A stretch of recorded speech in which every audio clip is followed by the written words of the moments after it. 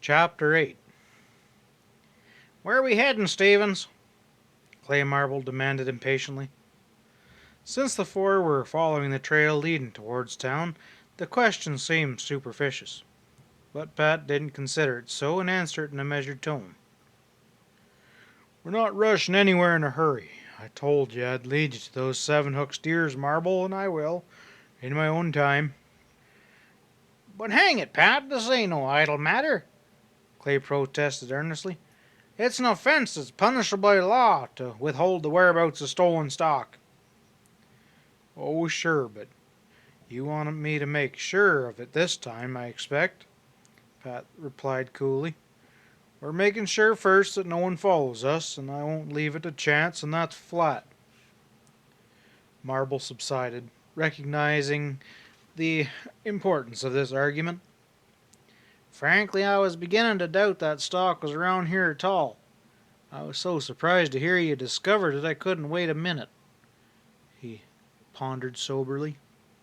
"With Billy the Kid here, of course, my every movement is going to be watched." Pat made no comment of his high estimate of his own importance.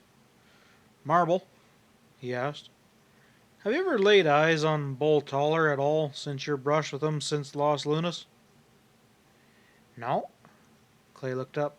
"He wasn't with Booney's crowd there at the ranch, was he? I didn't think he was. He'll be wary of showing himself for a while, but you can depend on it that he must be around." Pat was willing to believe him. It only rendered him more anxious to keep his own close watch on Clay Marble's activities for a reason the young fellow could scarcely suspect. Twilight was setting over the lonely range when they reached Castle Gate. It was understood that they would spend the night here while Pat formulated a plan. All more or less adept at appearing to have nothing of urgency on their minds, they shared a leisurely supper and then headed across to the saloon. Glancing at a dark building as they passed, Pat suddenly grunted. "You three go on, I'll be along in a second." Without further exclamation, he slipped away into the shadows. "What's he want in that alley?" Ezra growled, peering suspiciously. "Covering the back door to the Colorado, you old fool," Sam fired back plausibly. "Suppose you let him take care of it." Ezra snarled a retort and haggled amiably. The strangely assorted partners stepped into the bar with young Marble at their heels. Waiting only till they had disappeared, Pat turned his attention once more to the ramshackle store building which Ed Gurley had his office. No lamp burned up there, but he thought he caught a flicker of light from the window, not unlike someone lighting a cigar in the dark, and he was curious. To climb those creaky outside stairs without discovery was not to be thought of, and he was casting about at a loss for any means of spying on the place when the doorknob rattled tentatively up there, and a second later the door rasped open. In a flash, Pat whirled in the mouth of the alley, facing the street, a shoulder propped against the building corner as though loitering there. Even while cautious footsteps descended the rickety stairs behind him, his fingers were busy with a cigarette.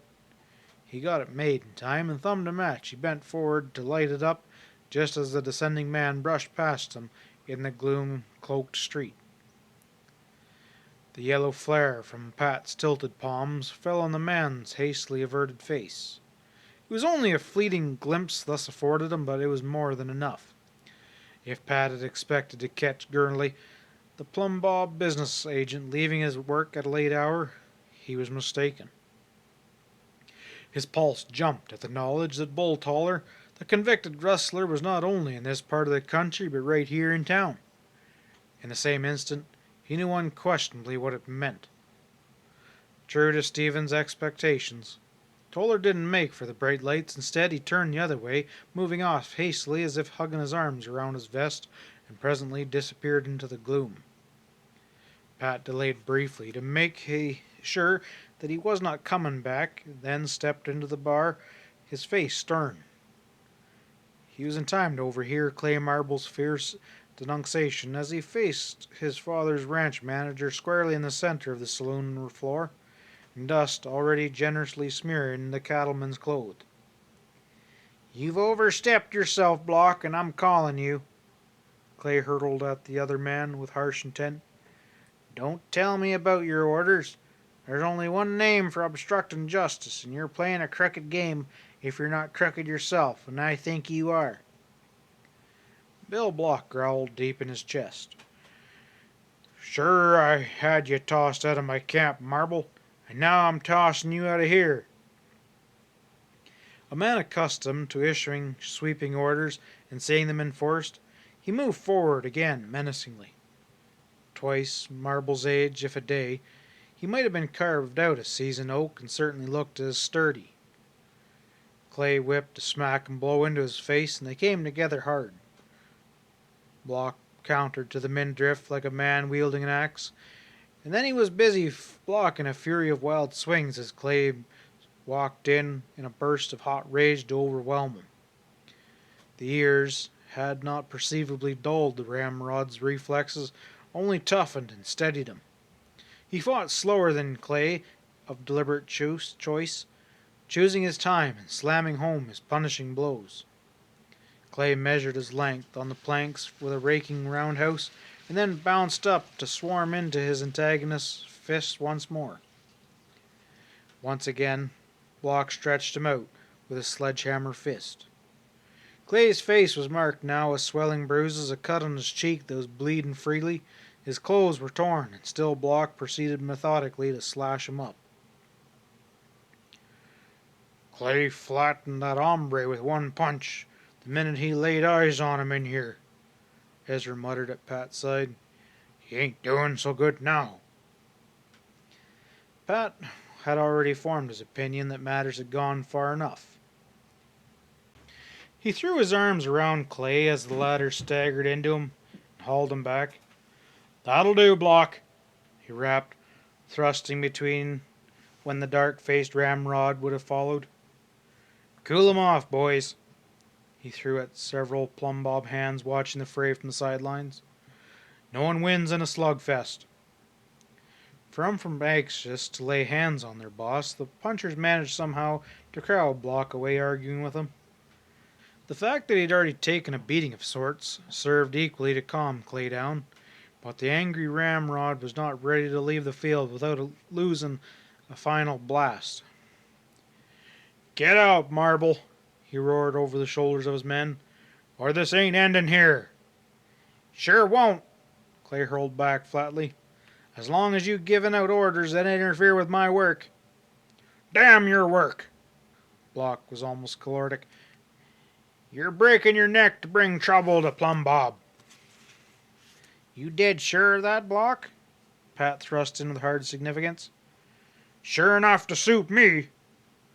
"Maybe so. I don't think you'll need much persuading, though." The ramrod glared. "I'm on to you too, Stevens.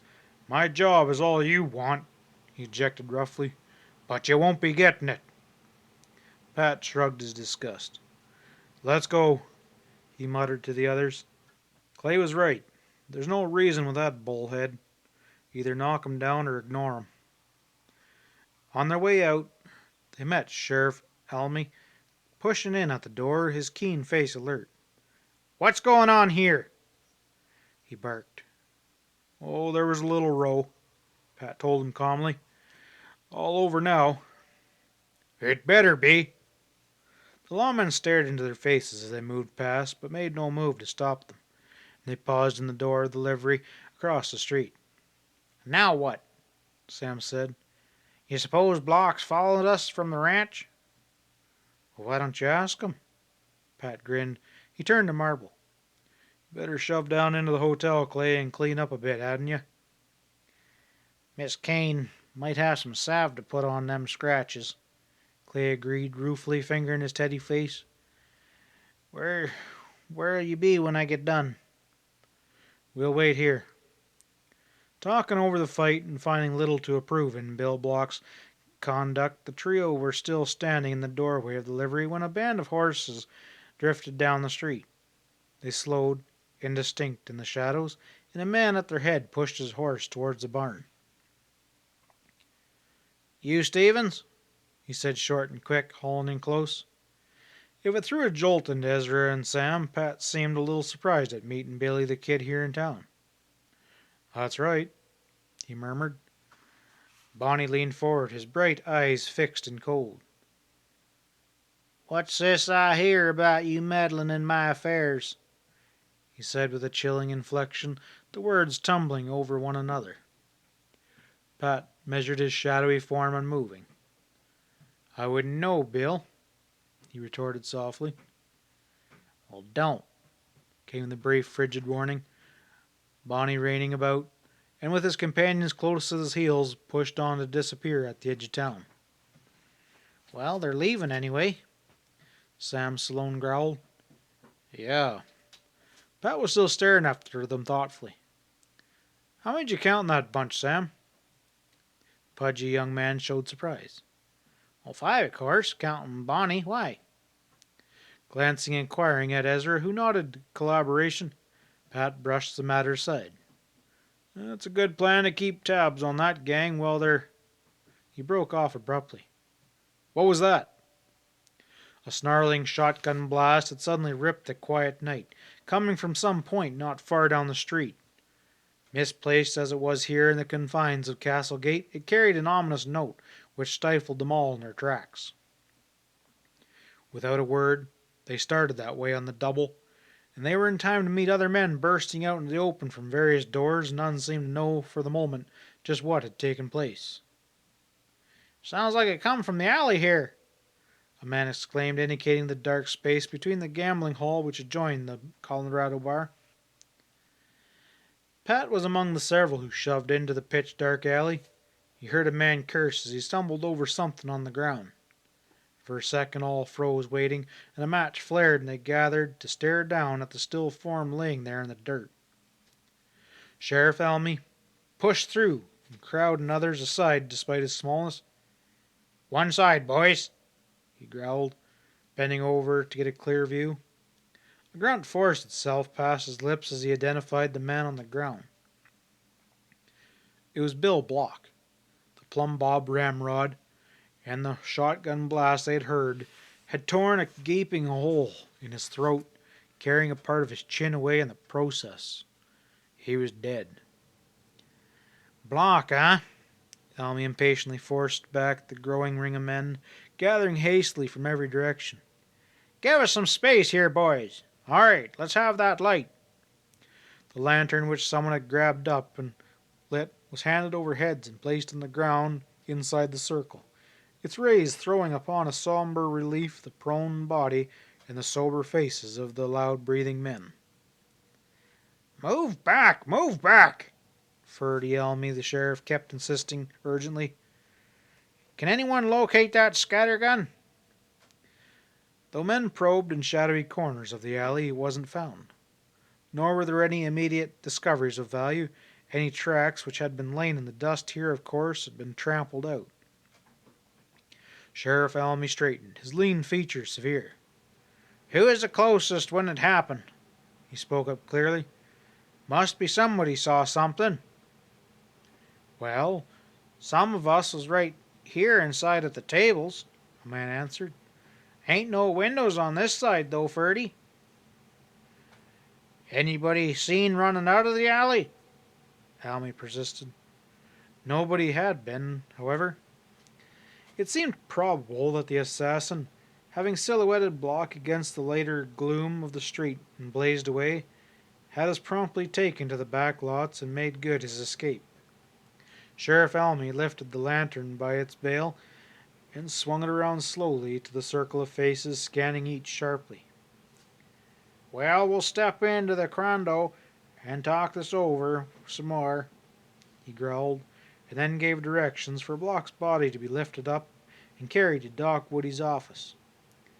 I want to talk to you, Marble. He pointed a blunt finger at Clay, standing in the circle with the others. And Stevens, too. There you are. Where are those partners of yours? Sam was at Pat's elbow, but Ezra was not to be found at the moment. He had slipped away somewhere. No matter. We'll see about him later. Elmy was doggedly.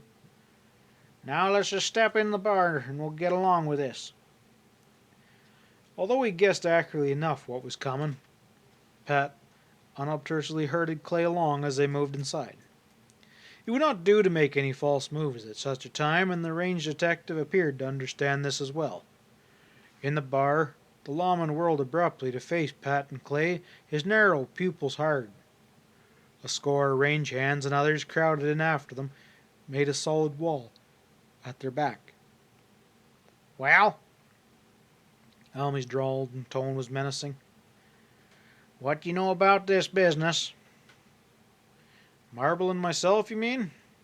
Pat answered easily. About the same as you, I judge, Sheriff. We were over at the livery barn when that shotgun let go.